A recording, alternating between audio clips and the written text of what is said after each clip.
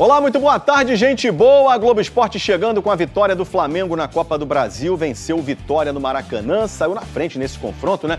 Teve gol do Pedro, como sempre, tá em grande fase. 7º gol dele em 12 jogos com o técnico Leonardo Jardim.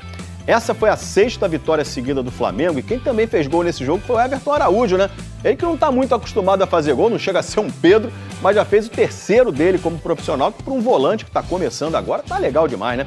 E o de ontem que ele fez foi bonito, hein? Quer gol bonito? Tem. Quer outro logo depois? Tem também. Quer grandes defesas? Estão aí.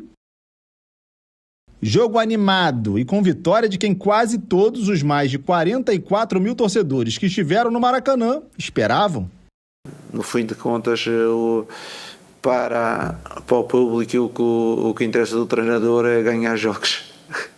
O Flamengo chegou à 6ª vitória seguida na temporada, sequência na qual 2 jogadores que foram tão importantes na noite desta quarta-feira vêm se destacando. Everton Araújo e Pedro, os autores dos gols da vitória. Everton aproveitou para se firmar com as lesões de Jorginho e Pulgar. Chegou a 6 partidas seguidas como titular. Ganhou as 6, aproveitamento de 100%. Tecnicamente está evoluindo a jogar mais para a frente, a conseguir se fazer parte da construção e agora hoje lançou aquela de também remata fora da área e faz golos, por isso fico satisfeito. Foi dele o primeiro gol, chute colocado por cima do goleiro do Vitória, 1-0. Everton Araújo, comprovando o grande momento que vive. O garoto tá jogando muita bola. O Vitória precisou de 16 segundos depois de a bola voltar a rolar para empatar. Golaço de Eric. Um gol sensacional! Pegou na veia! O Vitória resistiu ao segundo gol do Flamengo graças a Lucas Arcanjo. No reflexo, pegou a cabeçada de Léo Ortiz, a bola ainda bateu na trave. Com um pé, tirou o gol de Cebolinha. Defesaça de Arcanjo! Mas no início do segundo tempo, não deu para o goleiro do Vitória. Cruzamento de Bruno Henrique, gol de cabeça de Pedro, 2-1. Comemora o torcedor do Flamengo na cabeça do Pedro! Eu tenho uma satisfação grande, não é o caso específico do Pedro, mas é uma satisfação quando os jogadores rendem com o meu trabalho, não é? Pedro fez 4 gols nessas últimas 6 vitórias e já vê até seu nome de novo ser cogitado para a seleção brasileira. Eu acho que qualquer jogador do Flamengo que tenha um papel ativo na equipa pode jogar em qualquer seleção. O terceiro só não saiu dos pés de Arrascaeta porque Arcanjo desviou a bola que ainda bateu no travessão. A minha experiência no futebol diz-me que quando nós criamos algum número de situações, como foi o caso destes últimos 2 jogos, e não concretizamos tanto, o futuro será promissor porque vai haver um momento que as bolas vão começar a entrar com mais frequência.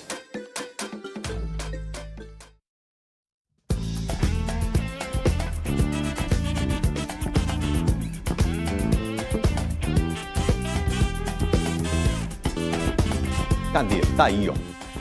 Mais um ataque do Flamengo, foram vários. De frente pro gol, rapaz, mas jogou na lua, né? Esse foi ontem, contra o Vitória. E a gente vai relembrar outro parecido contra o Bahia também no Maracanã, olha só. Ele entra na área, ajeita o corpo e manda na lua de novo. Chutes espaciais. Bom, vamos lá então. Seguindo aqui com o Flamengo com o Léo Jardim. Vamos lá, Léo Jardim tem números impressionantes no Flamengo, são 12 jogos. 9 vitórias, 2 empates e 1 derrota, fez 24 gols, só sofreu 8, 80% de aproveitamento e já ganhou um título ele ali no Campeonato Carioca. Já o Vitória, gente, reclamou muito da arbitragem do Anderson Daronco ontem, né? Queriam a expulsão de jogadores do Flamengo em alguns lances. Bora dar uma olhada, analisar esses lances? Começando, já pode rodar aí então. Primeiro é o Luiz Araújo, né? Que deixa o cotovelo ali. Essa aí eu achei que era para expulsão, olha lá. No Ramon, lateral esquerdo do Vitória, dá uma raspada no cotovelo, na orelha. Aí Saul com Kaique França. Kaique Gonçalves, desculpa, Kaique França é goleiro. Aí sobrou braço para um lado, braço para o outro, sinceramente não sei se era para expulsão não. E a terceira polêmica é essa chegada do Arrascaeta. Eu achei que ele cai ali, pega meio sem querer no Ramon. Eu achei que expulsão era do Luiz Araújo. Mas o nosso comentarista de arbitragem, PC Oliveira, analisou essas jogadas no programa Troca de Passes do Sport TV. Começando pelo lance do Salvão, vamos ver o que ele achou. O Daronco tinha a boa imagem ali para tomar a decisão, mas essa ação com esse braço levantado, olha só, é mais do que proteção. Ele tem um gatilho e isso é uma ação de jogo brusco grave, é uma ação para cartão vermelho. Do Luiz Araújo com o Ramon, ali sim um braço normal, que o Luiz Araújo levanta assim quando o Ramon está passando, atingiu a cabeça, pegou meio de raspão, mas ali um movimento de jogo sem ação, com intensidade no adversário, ali o jogo seguiu normalmente. Repara como ele vai para dominar a bola e é surpreendido com aquele tranco do Ramon, e aí na queda ele sim atinge a perna do Ramon, não teve o movimento adicional do Arrascaeta, por isso concordo aí com a decisão, não é lance para expulsão. Não concorda comigo, né? Quem joga hoje é o...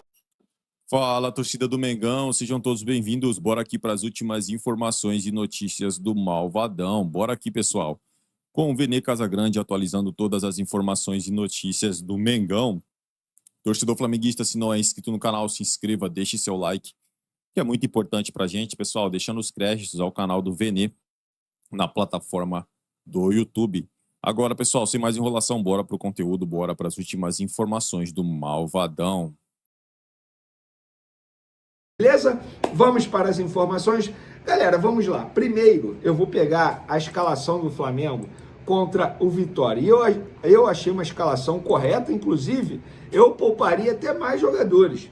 A escalação foi Rossi, Emerson Royal, Danilo, Léo Ortiz, Ayrton Lucas, Everton Araújo, De La Cruz, Luiz Araújo, Bruno Henrique, Everton Cebolinha e Pedro. Eu gostei dessa escalação porque a gente pôde ver uma formação diferente. 2 linhas de 4 e 2 atacantes. Porque o Pedro, ele não atuou como... O Bruno Henrique não atuou como ponta esquerda, pelo menos na minha visão. Tá? Pelo menos pelo que eu enxerguei do jogo ali. Ele atuou muito mais como segundo atacante. Eu acho até uma boa, porque o Bruno Henrique não tem mais aquela explosão, aquela velocidade de outrora, que daria a ele a chance e a possibilidade e também a manutenção de jogar como ponta esquerda. Mas não, ele está se adaptando e está certo, vários jogadores fazem isso. Eu sempre dou o exemplo do Cristiano Ronaldo. O Cristiano Ronaldo no começo da carreira jogava de uma maneira e hoje atua totalmente diferente. O próprio Diego Ribas também, num determinado momento, passou a jogar de volante no Flamengo, porque vai se encaixando, vai se readaptando ao estilo de jogo. E é o caso do Bruno Henrique. Gostei da escalação, deu rodagem aos jogadores. Por quê, galera? Vamos lá. Eu estava vendo aqui também o calendário do Flamengo, só para vocês terem noção. No jogo pós-data FIFA, que foi aquela derrota vexatória para o Red Bull Bragantino, foi no dia 2 de abril. Até o dia 3 de março, o Flamengo terá 10 jogos. Ou seja, em 31 dias, são 10 jogos.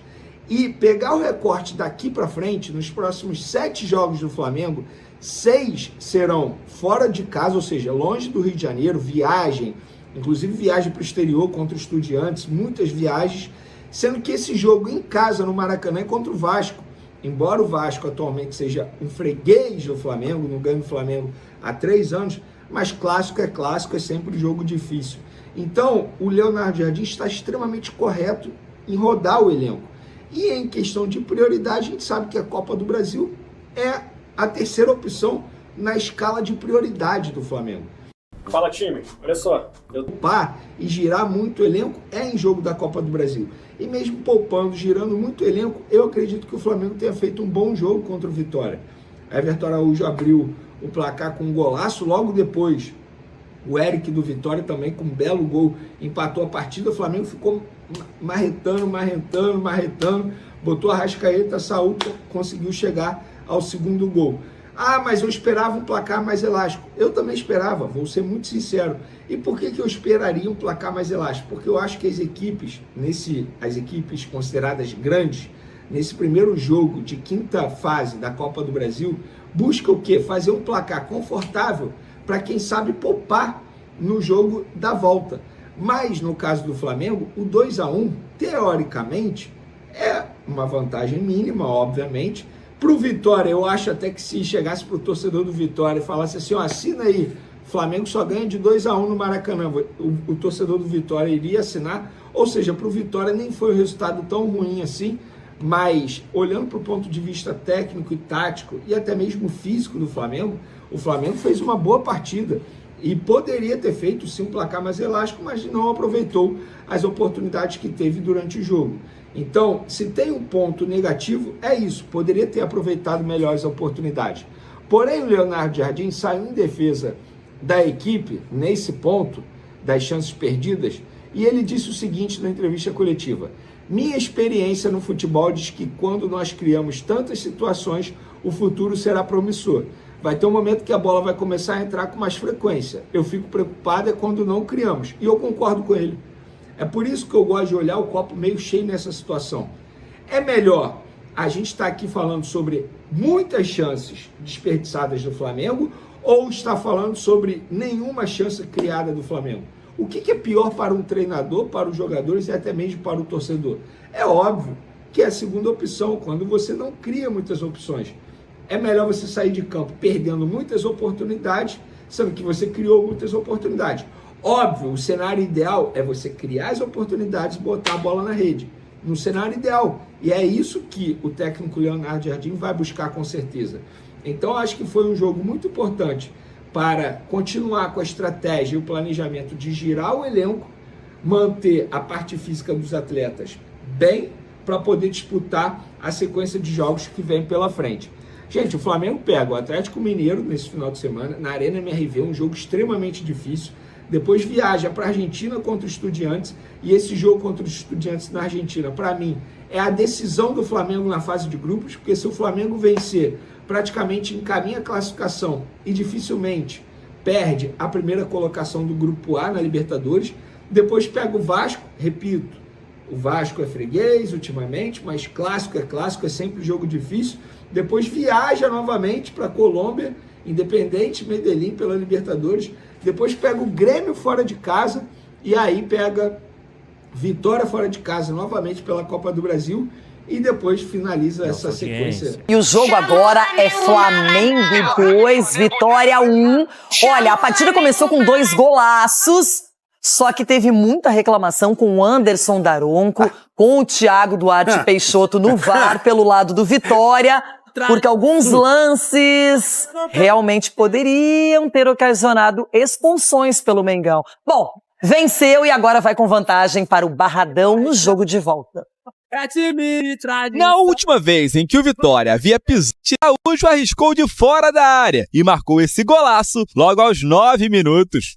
Sempre que dá que eu chego ali na entrada da área eu tento fazer. Mas nem deu tempo de administrar a vantagem. 2 minutos, Léo Ortiz tentou cortar e Eric soltou essa pancada. Outro golaço no Maracanã. Com o gol, os visitantes passaram a gostar do jogo. Já nos minutos finais do primeiro tempo, o Fla foi pra cima. Lucas Arcanjo pegou no susto o cabeceio de Léo Ortiz, que ainda bateu na trave. Everton Cebolinha e Pedro, em lances parecidos, também desperdiçaram. E na chance mais clara, Cebolinha, cara a cara, parou em uma defesaça de Arcanjo. Mas logo no início do segundo tempo, não teve jeito. Bruno Henrique cruzou e Pedro marcou.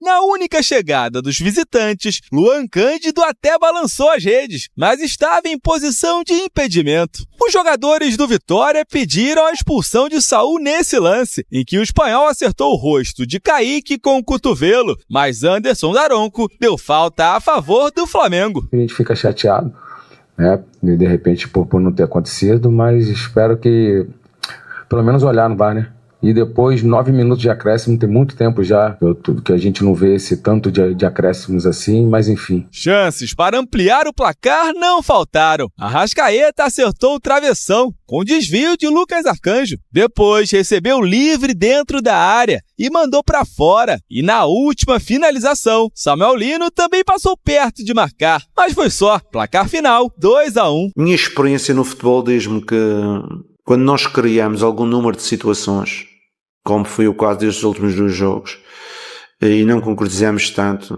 o futuro será promissor, porque vai haver um momento que as bolas vão começar a entrar com mais frequência.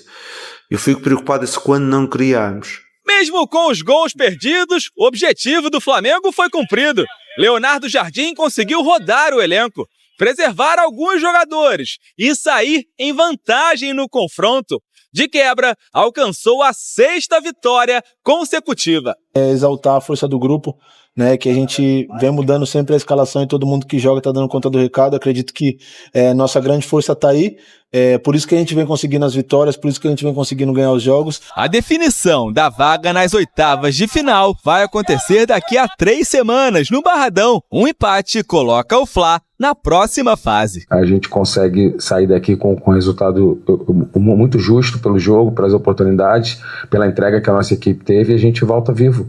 A gente volta vivo para o Barradão, a gente sabe a nossa força em casa, né, um resultado mínimo, uma diferença de um gol a gente já consegue levar para os pênaltis, então a gente está vivíssimo aí. Alguém poderia dizer assim, bom, 2-1 não permite o Flamengo poupar tanto, mas tá poupando todo o jogo, tá trocando 5, 6 jogadores, tá dando rodízio, quem é titular num, entra no segundo tempo na outra partida, tá tendo esse controle de minutagem, e foi um jogo que eu acho que ele chamou mais atenção pelas reclamações do Vitória, até porque o futebol do Flamengo foi ok, ganhou, mas não foi brilhante, mas convenceu, tem uma vantagem de empate para a partida de volta. E você ter uma vantagem, digamos assim, que nem o Jair falou, você ter uma desvantagem contra o Flamengo é muito difícil reverter. Sim. O Flamengo é esse time que poupa 5, 6 jogadores, mas os que entram no lugar mantém o nível, mantém a qualidade. Você pega o tanto de lances, né, de chances que o Flamengo tem criado. O Flamengo é essa equipe que está correndo muito bem para trás, recompõe o sistema defensivo veloz. Teve momentos no jogo que o Danilo ficou no mano a mano e conseguiu recuperar a bola. Então tudo isso é uma questão de confiança também que o treinador passa por jogadores. O jogo está em aberto? Tá, mas para o Vitória reverter vai ser muito difícil, porque o Flamengo, quando quer jogar, é complicado parar esses caras aí. Muita qualidade, a Arrascaeta jogando muita bola, o Pedro voltando à sua melhor fase. E sem contar nos jogadores que estão voltando, né? Caso do Saul, que é um grande jogador que, na minha opinião, merecia ter sido expulso. E jogadores que estão fora, hein? Paquetá, Jorginho, Pulgar, Edu Dracena. E mesmo assim, o time passa por um rodízio, tem muita qualidade, ele vem dando esses minutos para vários atletas. Ontem, por exemplo, o Cebolinha e o Luiz Araújo foram titulares. Então a gente vê que o Pedro teve a partida inteira, não é, para mostrar o seu talento, fazer gol, inclusive. O Flamengo tem repertório e está se ajustando ao Leonardo Jardim. Está se ajustando e quando, mesmo não jogando 100% e tudo que a gente sabe que pode jogar, vai lá e vence o jogo, né? Por mais que o Vitória, na minha visão, jogou bem, jogou uma partida convincente, mas não foi suficiente para ganhar no Flamengo. Por mais que a gente vai discutir alguns lances assim da polêmica, mas o Flamengo criou para fazer mais gols, né? Então isso mostra que o Flamengo, independente de quem joga, né? A gente está vendo esse lance aí, independente de quem joga, eu entra lá e faz, e o Leonardo Jardim está implementando isso, não tem essa do titular, ele está rodando bastante e aí os jogadores que estão entrando estão procurando fazer o melhor para manter como titular. Esse lance foi no começo do jogo, Luiz Araújo e Ramon, e o Vitória reclama que o atacante do Flamengo merecia uma expulsão pela cotovelada. Eu queria que vocês analisassem. Ronaldo, especificamente aí, você expulsaria o Luiz Araújo? Não tem como não expulsar o jogador, porque ele deixa a bola tá passando embaixo, ele tá procurando o jogador em cima, olha lá. A bola passa pelo outro lado e ele tá procurando o jogador aqui, ó, com o braço em cima. E o Daronco tá próximo ali. É muita coisa estranha acontecendo com o futebol. E o VAR também não chama. Thiago Duarte Peixoto não chamou. Não, então, tem coisas estranhas acontecendo no futebol e é sempre para os mesmos times, né? Quando não é o Palmeiras, é o Flamengo. Quando é o Flamengo, é o Palmeiras. É o Corinthians. São coisas que... e você vai ver a arbitragem e o VAR, são sempre os mesmos. Então, o que eu vou falar aqui para você, que acompanha o jogo aberto aqui com a gente, sempre com a gente? Vou falar o que para vocês? Se vocês também estão vendo da mesma forma que a gente. Não tem coisa muito estranha acontecendo no futebol? Pra mim, o lance mais capital é esse. O Saul aí com o Kaique, porque eu não consigo entender como que o VAR não chama, não oportuniza o árbitro, pelo menos revisar. O Daronco nem foi chamado ao monitor. Então... Edu, o primeiro lance do Luiz Araújo, você expulsaria? Renata, a intenção que ele teve, eu acho que eu expulsaria pela intenção. Ele não visa em nenhum momento a bola e realmente visa o corpo e o rosto do adversário, então eu expulsaria sim. Agora, com relação ao segundo lance, também cartão vermelho. né? Porque o Saul, ele vai, por mais que ele não tenha o gatilho, mas ele já fica de olho de 3 dedos aqui e tá vendo para colocar o braço. Então acaba atingindo realmente o rosto do adversário e isso, para mim, é cartão vermelho. E normalmente na arbitragem brasileira, se sim, esse tipo de lance tem sido para vermelho. Quero a sua opinião. E tem sido revisado, né? Eu tô com os 2 amigos aqui, nos 2 lances eu daria cartão vermelho. Geladeira pros 2. Se você vê o Luiz Araújo, você vê que o percurso o curso da cabeça do jogador dá uma desviada assim, então você vê que pegou. E aí, agora o que me chama a atenção é o porquê que eles tomam essa atitude sabendo que tem VAR. Tem mais um lance ainda, o do Arrascaeta com o Ramon, esse pisão. Quero saber o que vocês fariam. A gente vai mostrar, não sei se tem uma imagem mais aproximada. Não, é aí, ó, é o máximo que nós temos. Ele dá uma pisada no pé ainda. Mas aí ele se joga, né? Aí ele se joga e infelizmente pega o pé do cara. Se ele não se joga, se quebra o tornozelo do menino aí. Não, aí eu... Esse terceiro lance, eu não sei. Eu também não... Acho que não. Eu acho que o Arrascaeta, ele foi se jogar assim como ele sempre faz dentro da área e pegou o pé do cara. Se ele não pula, não puxa o pé... Esse eu não expulsaria, não. Se fosse o Flamengo, eu acho que era pênalti, não é não? Tá bem interessante. Então, o Flamengo tá com números do Leonardo Jardim no rubro-negro desde sua chegada. Os números são bons, hein? A gente levanta a nossa tela e vê que ele só perdeu um jogo. 12 partidas, são 9 vitórias, 2 empates, o aproveitamento é altíssimo, 80%. A média de 2 gols por jogo, apenas 8 gols sofridos. A gente pode fechar aqui então a nossa tela e a gente ouve as avaliações depois do 2-1 no Maracanã. Minha experiência no futebol diz-me que quando nós criamos algum número de situações, como foi o caso destes últimos 2 jogos, e não concretizamos tanto, o futuro será promissor porque vai haver um momento que as bolas vão começar a entrar com mais frequência. Eu fico preocupado se quando não criarmos, e uma equipa da dimensão do Flamengo é importante criar um jogo ofensivo, e o jogo ofensivo é isto. Verificamos 20 finalizações para 5 do adversário. Mas eu acredito que as coisas acontecem quando tu crias, vai acontecer e aí vais um jogo ou outro criar talvez um menor número, mas vais fazer muito mais gols. A gente volta vivo, quando a gente teve a bola a gente jogou, não se omitiu, teve coragem, criamos chances para gol, tivemos um gol anulado, bem anulado, que eu já vi a imagem. Eu não estudei a arbitragem, mas estava vendo no meu telefone aqui, todos os especialistas que trabalham na TV falaram que era para uma situação diferente. Então a gente fica chateado, né, de repente por não ter acontecido, mas espero que pelo menos olhar no VAR, né? São alguns lances aí polêmicos também pra gente avaliar com os nossos comentaristas. Já chama então o Rafael Marques para falar sobre a vitória rubro-negra com algumas mexidas na equipe e essa vantagem mínima que o Flamengo vai levar então para Salvador. Vai ter jogo na volta, hein, Rafa? Vai ter jogo. O Flamengo tem consciência disso, inclusive, né? Até perguntavam sobre essa questão para o Leonardo Jardim na coletiva de ontem, né? Bruno, Mário, Jailson, e ele foi muito cirúrgico ao falar que entendia, sim, como a disputa em aberto. O Flamengo sabe que lá em maio, daqui a 3 semanas, porque nas próximas 2 semanas, os meios das semanas serão preenchidos pelos jogos de Conmebol Libertadores, aí nós teremos o Flamengo enfrentando o Vitória no jogo da volta em Salvador. E poderia ontem ter feito uma vantagem maior, não fosse a incompetência de alguns jogadores também, né? O Flamengo teve ao todo 20 finalizações, até teve um bom índice de acerto, 10 no alvo, ou seja, 50%, mas faltou caprichar, faltou pontaria, e o Lucas Arcanjo, o goleiro do Vitória, teve uma grande noite aqui no Maracanã para um público de quase 45 mil torcedores. Ontem apenas 4 titulares foram mantidos na formação que iniciou a partida contra o Vitória. O Lossi no gol, o Léo Ortiz na zaga, o Everton Araújo no meio-campo e o Pedro no comando do ataque.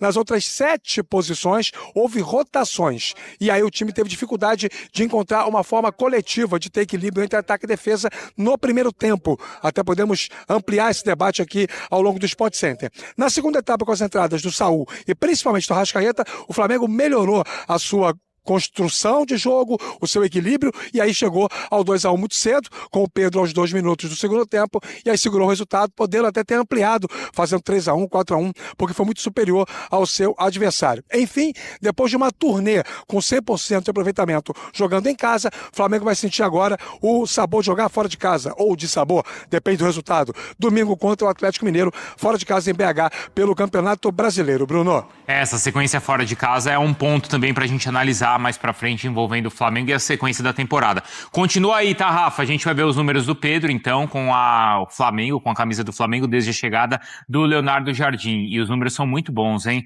Em 12 jogos, 7 gols, 2 assistências, são 12 finalizações no alvo. Interessante, né? Que em 12 finalizações ele fez 7 gols, né? Esse é um aproveitamento excelente também.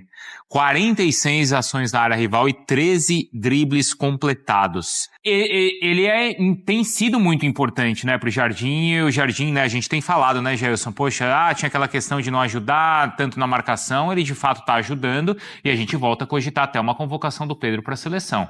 Sinceramente, essa discussão pra mim já... Mas ele é o melhor jogador do Flamengo da era Jardim? Melhor jogador da era Jardim. Vamos ver, com quem que a gente coloca na conversa? Posso colocar o Everton Araújo? Cara. Pode. Então, o Everton Araújo também, mas aí a importância do Pedro fica maior por conta dos gols. É mais evidente. É mais evidente. A subida ali de produção do Samuel Lino também é algo que a gente pode falar. O Samuel Lino também cresceu de produção com o Jardim, mas eu acho que fica mais nesses três. E o Paquetá. O Paquetá indo para a função de segundo volante, não jogando mais aberto. Todos esses o Jardim recuperou? Eu acho que o Paquetá era questão de tempo. Já naturalmente aconteceria. Eu acho que recuperar o Pedro, né? É o Lino. Samuel Lino. O Lino, boa. Acho que recuperar, o verbo recuperar é o Lino. O resto ele... Porque os outros estavam jogando alguma coisa, né? Exatamente, os outros estavam entregando. Menos, mas estavam entregando. E o Everton Araújo não é que ele recuperou, mas quem ele deu uma oportunidade. Não, o Everton Araújo já tinha chance com o Felipe. Não, ele já tinha oportunidade com o Felipe, sim. Só que agora ele teve uma sequência, a gente pode falar dessa forma. Até por conta das lesões, né? Dos jogadores que estão ali na mesma função, o Pulgar, Jorginho, o próprio De La Cruz, nesse altos e baixos que ele vive eternamente com a questão física. Então o Everton Araújo agora ele teve uma sequência e ele respondeu na sequência. Então a gente pode falar assim, mas recuperar mesmo só o Lino. E para vocês, como é que vocês avaliam o resultado por 2-1? Ele é um resultado... Qual é o tamanho dessa vantagem para o Flamengo, Mário? É um resultado bom? Eu vi torcedor falando, deveria ser maior, mas, poxa, é um confronto de Série A do Campeonato Brasileiro. Quem conseguiu facilidade na Copa do Brasil? Ninguém. Eu também acho. Porque ano passado foi 8-0, né, Bruno? É verdade. Aí você tem essa... Mas essa aí, ano passado já foi, né? E era outra questão. Mas o ponto fora da curva é você fazer 8-0, não você ganhar. Exato, ali não é a regra, né? Não é a regra, é a exceção. Eu acho que poderia ser um placar muito mais confortável, porque o Flamengo, ele criou pra isso, né? Ele produziu pra isso, a gente viu, né? Quando a Arrascaeta entra, principalmente. Mas eu não vejo um risco ali pra gente pensar que na volta o Flamengo pode ter dificuldade, porque eu acho que é isso. O Flamengo, ele produz, ele faz e ele ganha. Então, se ele fizer um gol, se ele repetir 2-1, se ele criar 20 oportunidades e vencer por 2-1 de novo, ele tá classificado. O jogo no Campeonato Brasileiro lá foi 2-1 também pro Flamengo. Ainda, se não me engano, ainda era o Felipe, não era, Rafa? Não foi uma boa atuação do Flamengo lá, né? Ficou ano passado todo. Não. Foi esse ano, é verdade. Sim. Já teve esse ano. Sim. Desculpe, é porque eu tenho que me acostumar que o Brasil começou em janeiro, né? Tá certo, isso mesmo, foi esse ano. Isso, mas foi uma vitória por 2-1 ali apertada, né? Foi isso, foi apertado, né? Mas E eu acho que tinha tido alguma reclamação jogou também muito pra esse tentar jogo. resgatar. Eu não lembro exatamente desse jogo, não, mas eu acho que foi isso. Foi um jogo complicado, poucas oportunidades de gol criadas, não foi um jogo fácil. O Flamengo teve problemas para jogar lá contra o Vitória e acho que, assim, são contextos diferentes, né? Mais o Kaiser perde um pênalti. Lembrava que tinha alguma coisa assim. O Kaiser perde um pênalti, exatamente isso. E assim, você tem várias questões envolvendo a diferença de momentos na comparação de cenários, mas assim, o único ponto é que o Flamengo teve um jogo na era Leonardo Jardim que a gente realmente espera, acho que o torcedor espera e todo mundo que reconhece a qualidade que o elenco do Flamengo possui também espera, que tenha sido a exceção na regra, né? Que foi o jogo com o Bragantino fora de casa. Mas ficou esse recorte, ficou essa imagem.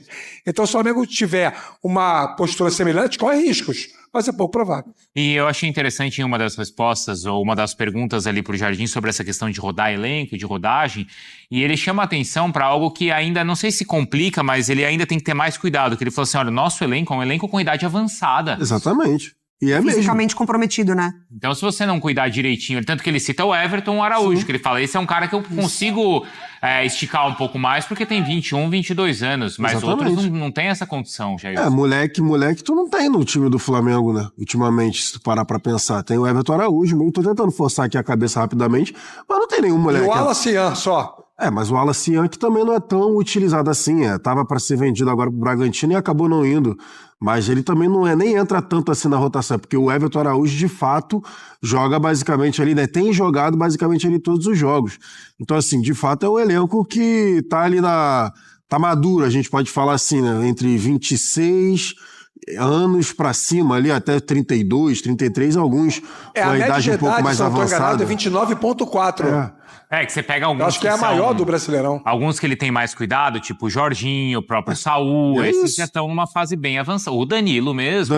Alexandre, os laterais, exatamente. Mas se você for ver, são esses caras também que decidiram os grandes títulos pro Flamengo do ano passado. Porque são acima da média, né? A qualidade técnica deles fala por eles, fala pela questão física. Assim. Eu acho que esse é o ponto, porque a gente tá falando, por exemplo, de um meio de campo com Jorginho e Saul, que a questão física já é por conta de lesão, né? Não é pela idade que você descansa, né? O cara, assim, especificamente pela idade. Então, acho que o cuidado maior é esse, o condicionamento físico desses jogadores. A gente tem as questões da arbitragem envolvendo o jogo de ontem. Rafa, a gente vai colocar... Pessoal, rapidinho aqui, vocês acham que aquele lance do Saul era para amarelo ou para vermelho? Sem clubismo. Deixa aqui nos comentários, hein? Vamos voltar aqui para o nosso vídeo. Vou colocar aqui na tela a sequência. Você, claro, tem todas aí também na sua memória, na sua cabeça, porque essa foi uma reclamação muito grande, a gente viu aí por parte do Jair Ventura, Rafa. Para você, o que você achou desses lances? A gente tem ali, claro, o caso do Luiz Araújo, o caso do Arrascaeta e o caso do Saul. São os três lances aí discutidos. Os três lances são passíveis de discussão? São. Acho que no futebol tudo é passível de discussão, Bruno. A gente, às vezes, relativiza muitas coisas e estabelece, mediante o nosso juízo de valor, determinados lances no futebol como incontestáveis e inquestionáveis. Tanto não são inquestionáveis que o juiz teve interpretação errada, né? Na minha avaliação. Diferente do que eu interpretaria, talvez vocês interpretem, enfim. É importante todo mundo opinar sobre esse tema. Acho que dos três lances, talvez o mais claro para mim é o do Saul. Exato. Acho que a discussão sobre o Saul, para mim, ela é a mais rasteira, né? A menos válida, porque é tão claro a minha agressão que o cartão vermelho era incontestável. Acho que o Luiz Araújo também merecia pelo menos uma discussão mais ampla, o tal do cartão laranja. No Arrascaeta eu acho que não. Mas acho que são lances que cabem no debate, por isso estão sendo reexibidos aí. Mas para mim, a mais incontestável de todas é o Saul. O Flamengo terminar o jogo de ontem com 11 jogadores em campo, para mim, é uma coisa inexplicável. Não tem como justificar o fato do Flamengo ter terminado o jogo de ontem sem nenhuma expulsão ante tantos lances difíceis de serem analisados e alguns com uma propensão muito grande para serem aplicados os cartões vermelhos. De acordo exatamente com tudo que o Rafa acabou de falar, exatamente, porque o Luiz Araújo, para mim, ele foi bem infantil, para falar a realidade, no início do jogo. Ele acaba ali, a sorte do Luiz Araújo é que não pegou. Assim, foi de raspão, não pega em cheio. Mas o movimento que ele faz é de levantar o braço para acertar ali o Ramon. A sorte dele é que não pegou. E a do Arrascaeta, para mim, também não... Era a continuidade ali do lance, enfim, né? Ele toma a trombada, ele acaba caindo, de fato, ali em cima do Ramon. Inclusive, lesionou o Ramon, porque ali ele toma agora a chegada ali, ele acaba caindo e lesionou ele é deslocado e ele é deslocado, no desequilíbrio ali, na queda ele acaba acertando o Ramon. Mas ali, mesmo assim seria para expulsão? Não, eu acho que não. Eu também acho que não. Essa daí não. Essa daí para mim, enfim, eu respeito essa questão de discussão. Não, tudo bem, a gente tá... Não, eu digo de discussão, porque pra mim esse lance aí não tem porquê.